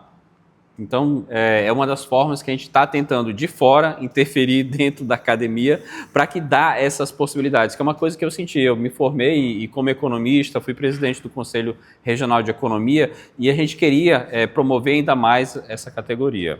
A nível de Estado, a gente tem essa questão de incentivar a produção e tudo mais, e eu acho que o SEBRAE é um dos pontos que vem fazendo a diferença aqui no estado de Roraima para essa questão da integração, com as suas missões, com essa interligação com a Guiana, com outras missões que ele vem fazendo.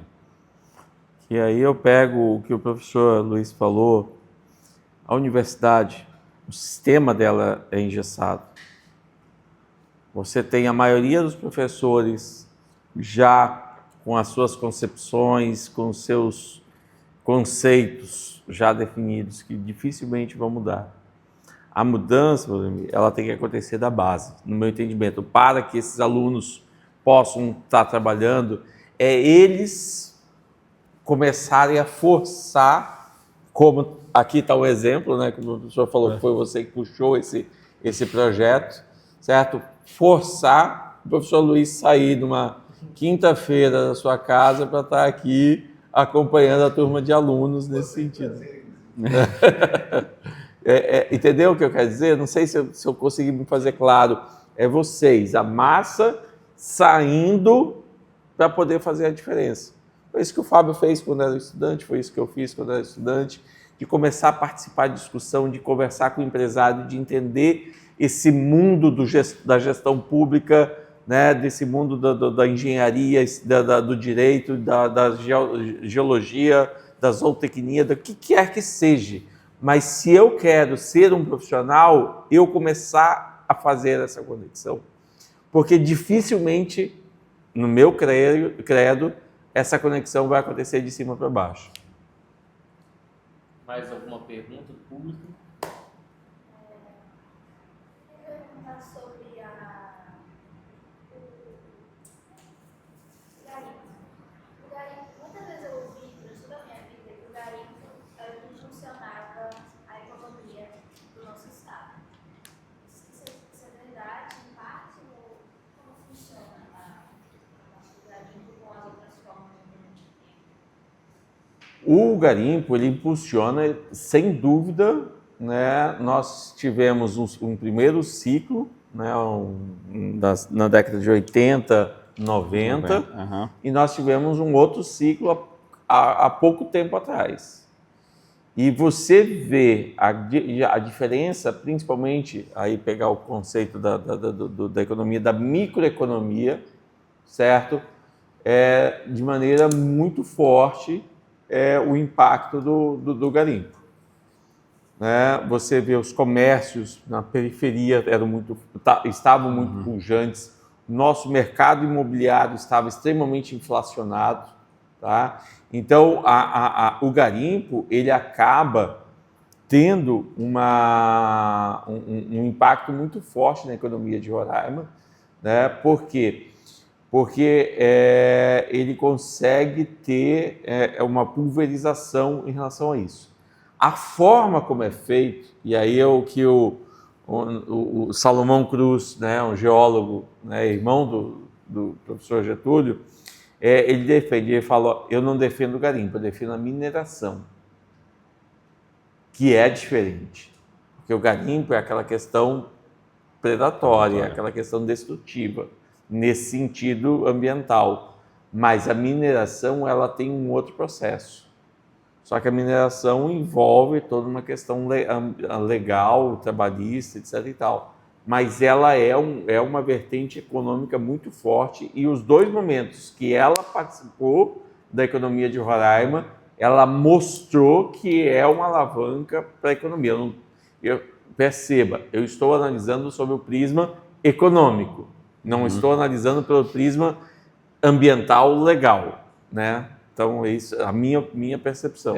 E é interessante que a gente fala sobre isso, que um dos problemas, sem falar dessa parte de ambiental, legal, tudo mais, é porque como o garimpo, principalmente nessa última onda que a gente teve ali, 2017 até 2022, mais ou menos, ele é ilegal, a gente não tem dados econômicos sobre isso. A gente vê a economia crescendo, a gente vê os mercados vendendo, a gente vê várias situações de crescimento econômico, de dinheiro circulando, inclusive com aumento de preços, mas a gente não tem como mensurar isso, porque é uma coisa legal, a gente não conseguir ali e nem separar que aquela venda que a gente está tendo é por conta do garimpo ou é por conta de outras situações. Então isso também acaba complicando ainda mais. Mas o que a gente vê em outros estados, onde a mineração é mais pujante, como o caso do Pará, a gente vê que existe sim uma das possibilidades de crescimento isso. É claro, de fazendo de forma ordeira, seguindo regulamentação, para a gente não ter um impacto ambiental, porque além dos minerais serem uma das riquezas que o estado de Roraima tem, a nossa biodiversidade, as nossas florestas também são uma das riquezas. A gente tem que fazer uma conciliação isso para conseguir usufruir de todas as riquezas que nós temos. E sobre essa questão do garimpo, eu queria pontuar uma coisa que eu posso dizer que eu senti na pele, tá? A questão do garimpo, porque meu pai ele tem uma loja ali na Feira dos Garimpeiros, né? E lá, majoritariamente, o público trabalhava nessa área. eu posso te dizer, a gente teve uma queda de 30%. Mas- Direta, assim. Mas eu posso também fazer uma adendo? Eu acho que a circulação de moeda, de dinheiro no mercado, é inegável, você vê, isso pulveriza. Uhum. Só que, como o Fábio também ele falou isso aqui de forma mais técnica, você também vê o encarecimento do produto. Sim, Você- sim. Aham. Então, o garimpo ele vai ter circulação de Sim. recursos, sim, mas também ele vai encarecer o produto. Encarecer o produto, encarecer a mão de obra, você contratar, há pouco tempo atrás, contratar um pedreiro era uma fortuna. Não dá no garimpo. A imigração venezuelana fez o efeito reverso no mercado de Roraima. Sim. Nós tinha que pagar R$100 para fazer, uma pessoa fazer, e caiu para 30, 50 reais. Diego? Saindo desse tema que é o garimpo, que é um tema que vai lidar com a questão de uma regulamentação que veio parte da União, que não existe previsão legal na Constituição para até mineração em terras indígenas, mas existe previsão, mas não tem regulamentação pelo Congresso. Então não tem a previsão legal, mas como não é regulamentado, então pode. E o Estatuto do Garimpeiro também deveria regulamentar esse tipo de coisa, mas também não sai, a gente sabe que existe interesses adversos. Eu queria passar por uma outra questão que também depende de regulação vinda da União, que é a questão bancária. Até os anos 90, o Brasil era caracterizado por ter diversos bancos estaduais, Caixa financeiro, e o governo federal teve que restringir essa realidade por conta de crises fiscais que esses bancos protagonizavam. O nosso banco do estado de Roraima foi um deles e acabou, acho que no final dos anos 90. Eu queria saber se no governo do Denário, na gestão de vocês, dado que nós estamos falando de desenvolvimento do estado de Roraima, se existe alguma previsão ou alguma ideia de o Estado reaver um banco de investimentos públicos. Porque hoje em dia nós temos uma nova realidade, que assim como de fronteira, assim como você tem a inteligência artificial que o Alcio comentou, você também tem a realidade de você ter novos ativos de mercado, como por exemplo a economia tokenizada e criptoativos.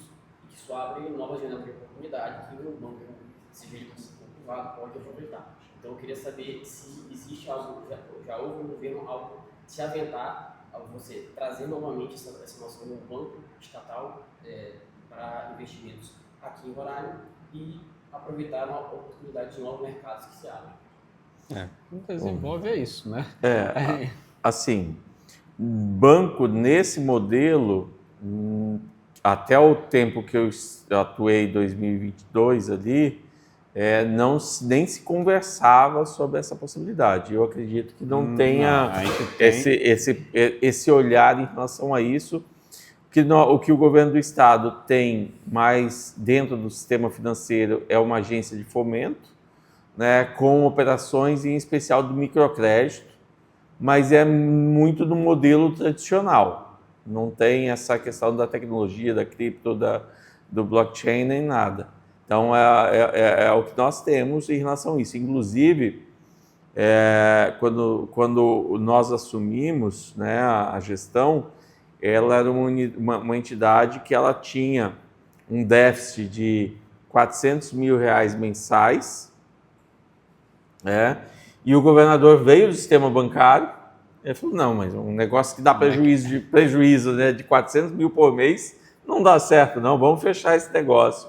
Até que os economistas foram lá e mostraram que ali não é um banco tradicional, que ali é uma estratégia de política de desenvolvimento social, né?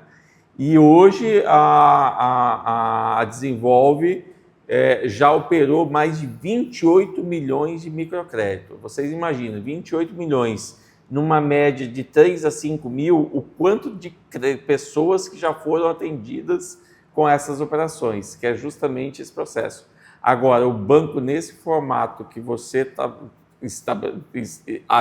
desenhou, que eu saiba, não foi trabalhado ainda no banco. Não foi assim, e olhando não como parte da gestão pública, mas como economista que tem um viés mais liberal, eu não acredito que a solução seria a criação de bancos estatais, tá? Até porque o que existiu ali, por que foi fechado esses bancos? Porque como é um banco do Estado, eles acabavam emitindo dinheiro para o próprio Estado ali, então gerando um problema fiscal muito grande ali. Eu acredito que talvez uma desburocratização, simplificar para vir mais instituições bancárias mas da iniciativa privada, não do setor público.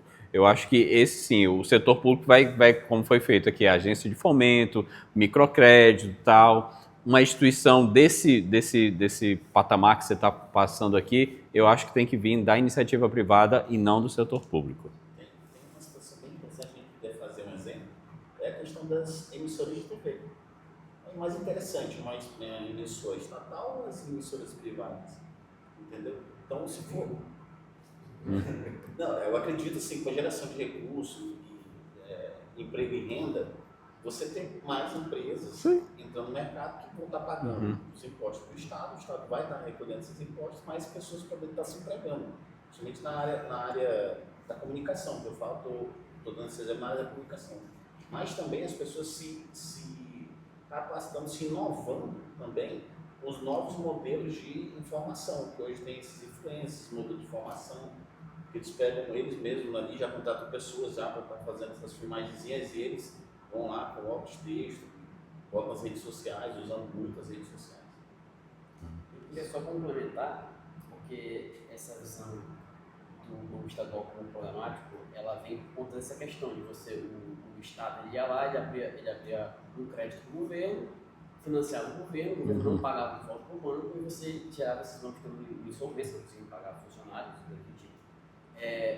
O ponto é que, não sei se isso seria execuível num banco estadual público, é que a fronteira bancária, em termos de interação de Estado e mercado, é dado pelo governo Trump, que tem duas ideias, que é a ideia da reserva estratégica de criptomoedas, principalmente através do Bitcoin, e a outra ideia são os chamados Bitbonds, que são títulos públicos que são indexados no Bitcoin. Então você consegue remunerar o mercado e captar dinheiro e tirar uma situação de insolvência até captar recursos, que está falando do Estado brasileiro de faltar recursos, sem precisar com que você gere um crédito. Você atrelaria um criptoativo, um certo rendimento, e o que o Estado iria repassar para o privado, que viria de si, seria um valor menor. Então seria uma outra lógica do que eu estou trazendo, porque a lógica antiga era a lógica de você ter um banco para se endividar e o governo fazer alguma política populista, assistencialista para visar uma eleição, que era o destino atual que se bancos tinham no século passado. Então era só nesse aspecto que eu estava ressaltando. Eu sei que é uma ideia novíssima, porque os Estados Unidos não implementou, então você não vou esperar que a gente o Roraima vai fazer antes da gente. El Salvador implementou e os Estados Unidos conversa em vias de implementar, né? De ter essa reserva estratégica. O padrão ouro vai virar o padrão Bitcoin, basicamente. Se vocês quiserem falar alguma coisa com relação à questão do blockchain e a interação que se pode ter a nível de gestão pública. Acho que... É só para complementar que eu acho que talvez seria uma política nacional, né? Porque não até porque dado nosso formato federativo, próprio o Panamá que fez isso, os Estados Unidos está fazendo, então seria o governo da União, o Brasil fazendo isso. Diego, é bonito de ver, né? É bonito de ver um jovem pensando com toda essa inteligência, sai de Santo Agostinho para criptomoeda. Numa mesma frase ele consegue encaixar.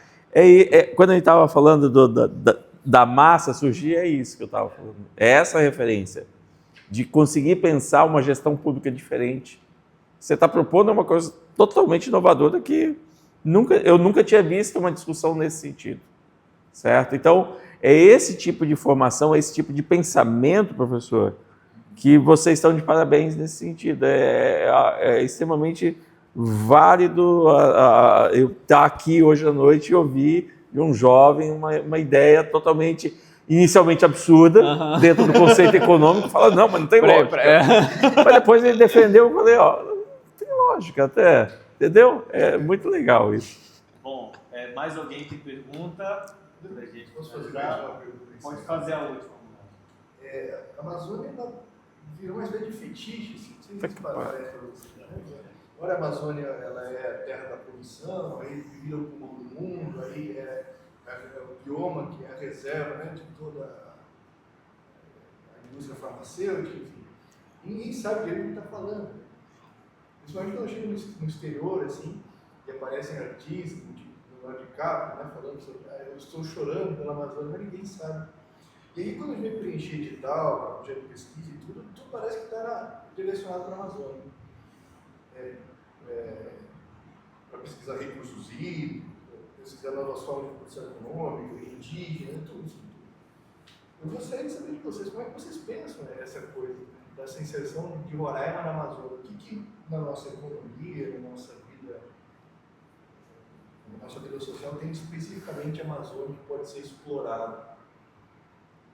Olha, a gente tem as situações de alguns desafios por estarmos na Amazônia, né, seja de uso de solo, seja a questão de isolamento, de certa forma, com o restante do Brasil.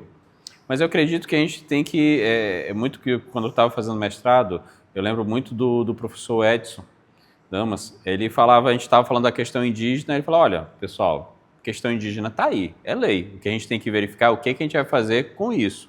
Estamos na Amazônia, vivemos na Amazônia, temos nossas dificuldades. O que a gente vai aproveitar disso para poder crescer e desenvolver? A gente já está aqui, a gente sabe do estigma que existe isso de fora para cá, mas também sabe da atração que gera nos outros da Amazônia. Eu lembro bem quando estava fazendo o meu mestrado é em desenvolvimento regional da Amazônia. Por que foi esse mestrado? Porque era mais fácil conseguir um mestrado desse tipo, porque todo mundo queria investir na Amazônia. Então, por que não aproveitar isso? A gente tem alguns fundos, por exemplo, o Fundo da Amazônia, que existem recursos de países estrangeiros que querem investir aqui. É claro que existe algumas limitações e hoje em dia a gente tem aqui, através da gestão, um foco muito em desenvolvimento. Então, os projetos que a gente manda para lá é muito pensando nesse desenvolvimento, não simplesmente de combate a incêndios ou coisas do tipo. E a gente recebe tem uma certa dificuldade, mas recursos existem benefícios que a gente tem de estar isso. A gente tem as nossas dificuldades, mas eu acho que talvez o que a gente precisa fazer é aproveitar esse chamariz que é a Amazônia de tentar se beneficiar de alguma forma disso. Porque se a gente não aproveitar disso, a gente vai ficar apenas naquela questão, poxa, eu estou aqui na Amazônia, tenho as minhas dificuldades, por isso que eu não desenvolvo. Eu não acho que seja isso. Concordo com o Fábio. Eu acho que a gente tem que aproveitar, né, para estabelecer um modelo próprio de desenvolvimento, ter a chancela de ser um estado da Amazônia. Nós estamos numa localização diferenciada que nós temos que olhar um outro mercado que não é o mercado brasileiro, né? Sempre se falou de localização privilegiada, mas nunca tinha se estabelecido como aproveitar essa localização privilegiada. Nos últimos anos isso ficou claro, que a nossa localização é o mercado caribenho em especial. Eu falo do pequeno produtor, né, do pequeno e médio industrial, do prestador de serviço. Então, recomendação aos jovens aqui, inglês. Fábio sabe um pouco, mas não eu sei um pouco para poder passear, mas não para poder atuar como profissional.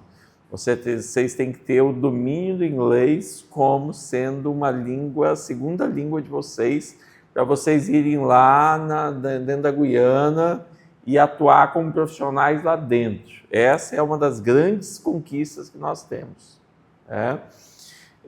Mas voltando à temática, professor, sim, nós temos que aproveitar, criar nosso modelo de desenvolvimento, fortalecer a marca Amazônia, que eu acho que a palavra boa que o senhor usou foi fetiche, né? Virou a menina dos olhos do mundo, mas não para o bem, mas porque é legal ser falado, né? Mas a gente aproveitar desse limão e fazer uma bela de uma limonada, já que estamos aqui. Perfeito. O pessoal pediu uma salva de palmas para os nossos. Obrigado. Um papo excelente. Muito obrigado, pessoal. Alguém? Perfeito. Gostaria de agradecer. Imagina. Muito bom. Obrigado, viu, pessoal?